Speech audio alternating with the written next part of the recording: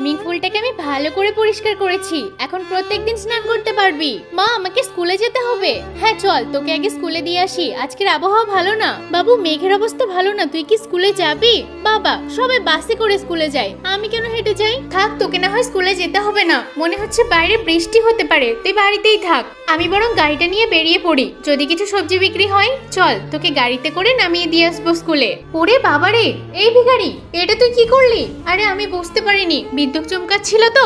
এই শোন, অত শত আমি জানি না, এটা টাকা দে আমাকে। কি হয়েছে বাচ্চাকে বকছো কেন? আরে দেখুন না বাবা, আমার গাড়িতে এসে ধাক্কা মেরেছে, এটা টাকা দিতে হবে ওকে।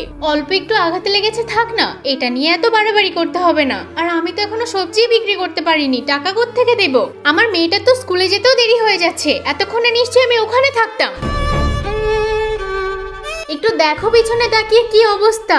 যা হয় ভালোর জন্যই হয়। আরে সত্যি তো, আমি গেলে তো আমাদের বিপদ হয়ে যেত। গাছটা কিভাবে ভেঙে পড়লো? আমি তো আগেই বলেছিলাম কখনো কাউকে খারাপ ভাববে না।